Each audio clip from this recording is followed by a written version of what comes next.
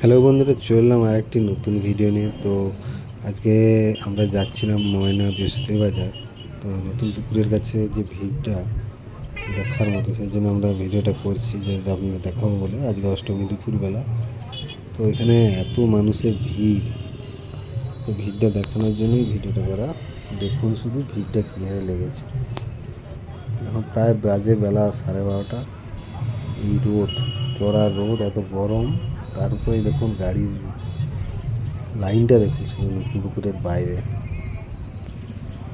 ভিতরে তো দেখুন, ভিতরে পুরো লাইন পড়ে গেছে মানুষ। এই চড়া রোদেও মানুষ এইভাবে লাইন দিয়ে দাঁড়িয়ে রোদে ঠাকুরদের পরিদর্শন করতে এসছে।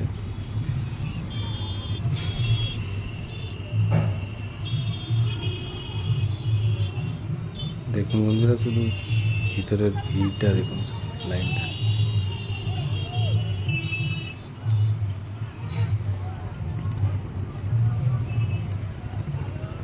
আমরা যাচ্ছি বৃহস্পতিবাজার।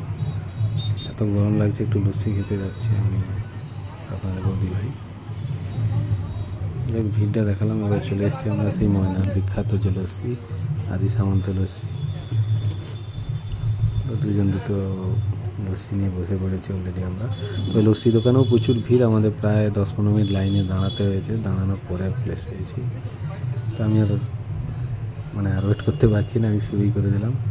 আরেকজন তো দেখছেন ভিডিও শ্যুট করতে ব্যস্ত। তো আমি আর ওয়েট করতে পারছি না, আমি শুরুই করে দিলাম লস্যি খাওয়া। আমাদের বৌদি ভাই এই যে ভিডিও শ্যুট করতে ব্যস্ত।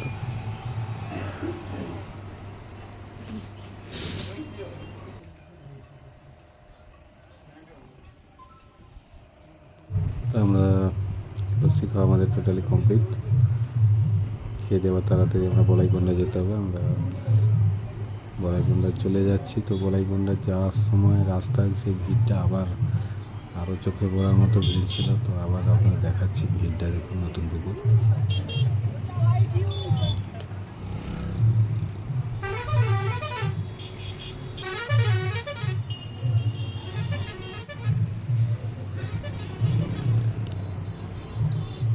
দুপুরবেলায় যে যত ভিড় হয়, তার রাত্রিবেলা কী হবে? রাত্রিবেলা হয়তো যাতায়াত করাই অযোগ্য হয়ে যাবে এই অবস্থা।